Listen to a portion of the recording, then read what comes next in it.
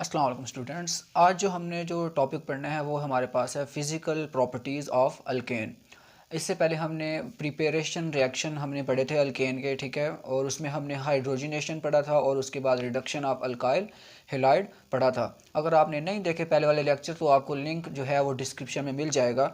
तो physical properties of alkane पढ़ने से पहले आपको पता होना चाहिए बेसिकली हमारे पास अल्केन जो है वो क्या होती हैं, ठीक है, और अल्केन भी जो है उसके ऊपर थॉरोली जो है वो लेक्चर हमारा मैंने बनाया हुआ है, ठीक है। तो अल्केन बेसिकली क्या होती हैं? अल्केन में कार्बन कार्बन के दरमियान सिंगल बॉन्ड होता है, ठीक है, यानी कि अल्केन सैचुरेटेड हाइड्रोकार्बन होते हैं, ठीक है, यानी कि उसमें कार्बन की वैलेंसी जो है वो सिंगल बॉन्ड से सेटिस्फाई हो रही होती है, ठीक है। तो फिजिकल प्रॉपर्टीज़ इसकी क्या होती हैं? सबसे पहले नंबर पे हम यहाँ पे इसकी प्रॉपर्टी को देखते हैं। वो क्या कह रहा है? वो कहता है अल्केन जो है वो क्या बनाती हैं? होमोलोगो सीरीज़ बनाती हैं, ठीक है। मतलब जो है चैप्टर नंबर 3 में जो है हमने पढ़ा था ऑर्गेनिक जो केमिस्ट्री वाला चैप्टर था होमोलोगस सीरीज़ के बारे में, कि ऑर्गेनिक कंपाउंड को उनकी एक जैसी केमिकल प्रॉपर्टीज़ की बेस पे हम उनको जो है एक ग्रुप में तकसीम कर देते हैं। उसको हम किसका नाम देते हैं? होमोलोगस सीरीज़ का नाम देते हैं। यानी कि देखो होमोलोगस सीरीज़ क्या होती है? Organic compounds are divided into groups of compounds having similar chemical properties. इसको हम किसका नाम देते हैं? होमोलोगस सीरीज़ का नाम देते हैं। यानी कि उनकी केमिकल प्रॉपर्टीज़ सेम होने की वजह से उनको हम एक ग्रुप में तकसीम कर देते हैं, जिस ग्रुप को हम किसका नाम देते हैं? होमोलोगस सीरीज़ का नाम देते हैं। यानी कि अगर आपने उसकी केमिकल प्रॉपर्टीज़ को स्टडी करना है, ठीक है, तो आप जो है ना एक कंपाउंड की प्रॉपर्टीज़ को स्टडी करो तो आपको सीरीज़ में मौजूद तमाम कंपाउंड की प्रॉपर्टीज़ जो है वो पता चल जाएंगी। तो यहाँ पे मैंने अल्केन की जो है वो क्या बनाई हुई है? होमोलोगस सीरीज़ बनाई हुई है, जिसमें मैंने जो है पहले 10 मेंबर जो है यहाँ पे लिखे हैं। सबसे पहले नंबर पे देखो मीथेन आ रहा है CH4, ठीक है। अब देखो अगर हम आगे जाएं होमोलोगस सीरीज़ में, जैसे जैसे आगे बढ़ते जा रहे हैं तो कार्बन और हाइड्रोजन की तादाद भी बढ़ती जा रही है। देखो यहाँ पे कार्बन 1 है, हाइड्रोजन 4 है मीथेन के अंदर। आगे इथेन में देखो 6 हाइड्रोजन है, 2 कार्बन है। यानी कि उसके बाद देखो प्रोपेन में 3 कार्बन है और 8 हाइड्रोजन है। यानी कि जैसे जैसे हम सीरीज़ में आगे बढ़ते जा रहे हैं इनका जो मॉलिक्यूलर वेट है वो बढ़ता जा रहा है। एक कार्बन में इजाफा हो रहा है और 2 हाइड्रोजन जो है वो बढ़ रही हैं। यानी कि CH2 ग्रुप का जो है वो अगले मेंबर में, हर अगले मेंबर में इजाफा हो रहा है। देखो यहाँ पे CH4 था, यहाँ पे C2H6 है, एक कार्बन बढ़ गया है, ठीक है, एक कार्बन और 2 हाइड्रोजन है वो क्या हो गई हैं? बढ़ गई हैं। अब प्रोपेन में C3H8, ब्यूटेन का फार्मूला क्या होता है? C4H10। इसी तरह हम जो है 10 मेंबर तक जाते हैं, C10H22, जिसको हम डिकेन का नाम देते हैं। ये हमारे पास सीरीज़ के पहले 10 मेंबर हैं, ठीक है। तो अगर हम बात करते हैं प्रॉपर्टी नंबर 1 की, तो वो कहता है अल्केन जो है होमोलोगस सीरीज़ बनाते हैं। होमोलोगस सीरीज़ में जो कार्बन 1 से कार्बन 4 तक के मेंबर हैं उसको हम किसका, वो बेसिकली किस फॉर्म में पाए जाते हैं? गैस फॉर्म में। यानी कि ये देखो मीथेन है, इथेन है, प्रोपेन है, ब्यूटेन है, ये जो पहले 4 मेंबर हैं इनको हम ये बेसिकली किस फॉर्म में होते हैं? गैस फॉर्म में होते हैं। अच्छा, उसके बाद C5 से C10 तक के जो हमारे पास मेंबर हैं वो क्या है? लिक्विड हैं। यानी कि जब हम C5 से C10 तक जाते हैं तो ये जितने भी मेंबर यहाँ पे आ रहे हैं पेंटेन से डिकेन तक, ये हमारे पास किस फॉर्म में होते हैं? लिक्विड में। और उसके बाद C10 से आगे हायर मेंबर जो हैं वो किस फॉर्म में होते हैं? सॉलिड फॉर्म में होते हैं। यानी कि C10 से आगे जो हायर मेंबर्स आ रहे हैं वो किस फॉर्म में है? सॉलिड फॉर्म में है। तो आपने सिंपल बात याद रखनी है, जैसे जैसे इनका मॉलिक्यूलर वेट जो है वो बढ़ता जा रहा है इनकी फिजिकल स्टेट भी जो है वो भी चेंज होती जा रही है। यानी कि वो गैसेस से लिक्विड और लिक्विड से सॉलिड में कन्वर्ट होते जा रहे हैं, ठीक है। तो उसके बाद जो है दूसरे नंबर पे हमारे पास है वो कहते हैं अल्केन्स आर नॉन पोलर, ठीक है। अल्केन क्या है? यहाँ पे नॉन पोलर है, insoluble in polar solvents like H2O। Water में यानी कि ये क्या होते हैं? इनसॉल्युबल हैं, क्योंकि ये क्या है? नॉन पोलर है, वाटर पोलर है। तो आपने पढ़ा हुआ है like dissolve like, according to like dissolve like rule जो है वो हमारे पास क्या होता है?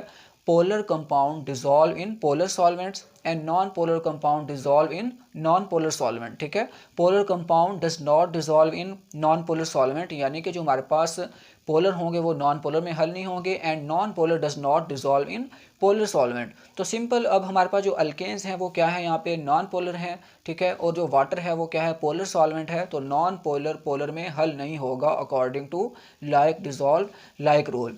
उसके बाद जो है हल किस में होते हैं? Soluble in organic solvent. अब ऑर्गेनिक सॉल्वेंट में क्यों सॉल्युबल होते हैं? क्योंकि ऑर्गेनिक सॉल्वेंट जो हैं वो क्या होते हैं? नॉन पोलर इन नेचर होते हैं, नॉन पोलर इन नेचर होते हैं। अब ज़ाहिर बात है अल्केन्स नॉन पोलर हैं, तो वो भी ऑर्गेनिक सॉल्वेंट जो कि नॉन पोलर हैं उसमें क्या होंगे, आसानी से हल होंगे।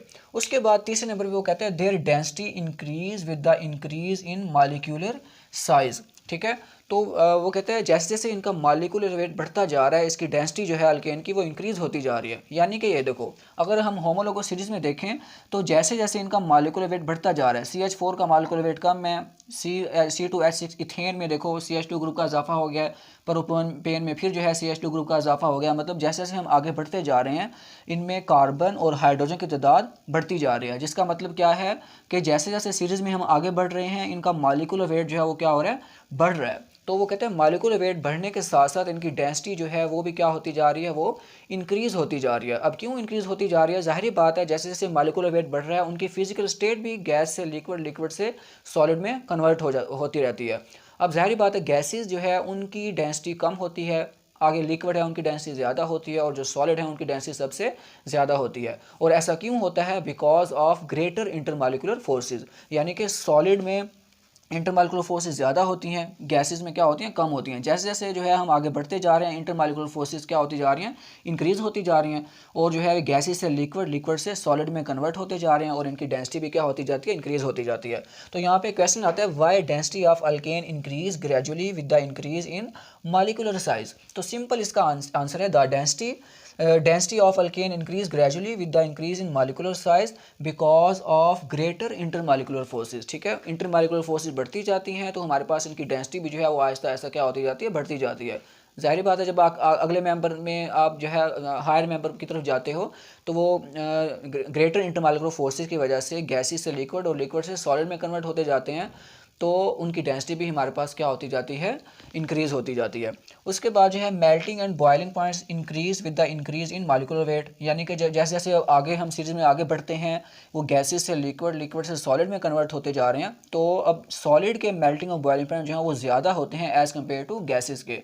लिक्विड के अब गैसेस से ज़्यादा होते हैं, सॉलिड के लिक्विड से भी ज़्यादा होते हैं। यानी कि जैसे जैसे हम आगे बढ़ते जा रहे हैं मेल्टिंग और बॉइलिंग पॉइंट जो है वो क्या होते जा रहे हैं, इंक्रीज़ होते जा रहे हैं। अब इसकी भी क्या वजह है, रीज़न इसकी अट्रैक्टिव फोर्सेज जो हैं वो क्या होती हैं, इंक्रीज़ होती जाती हैं। यानी कि जैसे जैसे सीरीज़ में हम आगे बढ़ते जा रहे हैं इंटरमॉलिक्यूलर फोर्सेज इंक्रीज़ होती जा रही हैं। ठीक है, गैसेस में इंटरमॉलिक्यूलर फोर्सेज कम थी, अगले मेंबर्स में लिक्विड में इंटरमॉलिक्यूलर फोर्सेज ज़्यादा थी, और जो हायर मेंबर हैं उसमें सॉलिड जो आ जाते हैं उसमें इंटरमॉलिक्यूलर फोर्सेज सबसे ज़्यादा थी। इस वजह से आगे जैसे बढ़ते जा रहे हैं मेल्टिंग और बॉइलिंग पॉइंट जो है वो इंक्रीज़ होते जा रहे हैं। उसके बाद पाँचवें नंबर पे वो कहता है बिकम विस्कस। जैसे जैसे इनका मॉलिक्यूलर साइज इंक्रीज़ होता जाता है ये क्या हो जाते हैं, विस्कस होते जाते हैं। विस्कस मतलब गाढ़े होते जाते हैं। समझ आ रही है, देखो ना, गैसेस, उसके बाद लिक्विड, लिक्विड के बाद फिर सॉलिड। ठीक है, तो आप खुद देखो इनकी फिजिकल स्टेट जो है वो क्या होती जा रही है, चेंज होती जा रही है with the increase in molecular weight. उसके बाद आखिरी प्रॉपर्टी क्या है, वो कहते हैं become less flammable when molecular size increase. वो कहते हैं जैसे जैसे इनका मॉलिक्यूलर वेट बढ़ता जा रहा है तो ये आग जो फ्लेमेबल एबिलिटी जो इनकी है ये कम होती जाती है। ठीक है, मतलब जैसे जैसे मॉलिक्यूलर साइज बढ़ता जा रहा है गैसेस से वो लिक्विड, लिक्विड से वो सॉलिड में कन्वर्ट होते जा रहे हैं, तो ये लेस फ्लेमेबल होते जाते हैं। इसकी मिसाल मैं आपको ऐसे देता हूँ, जैसे एक मिसाल है, आप घर में सिलेंडर में गैस हम यूज़ करते हैं वो कितनी आसानी से जल जाती है। अगर जो है अगर हम इसके बरक्स कोई पेट्रोल को जलाते हैं वो गैस के निस्बत थोड़ा कम जो है वो जलेगा। अगर हम इसी तरह आप घर में मोमबत्ती यूज़ करते हो, मोमबत्ती अब जो है वो क्या होती है, वो सॉलिड फॉर्म में होती है। अब मोमबत्ती को जलाने के लिए जो क्या होता है उसमें एक धागा होता है जिसकी वजह से जो है वो मोमबत्ती को हम जला पा रहे होते हैं।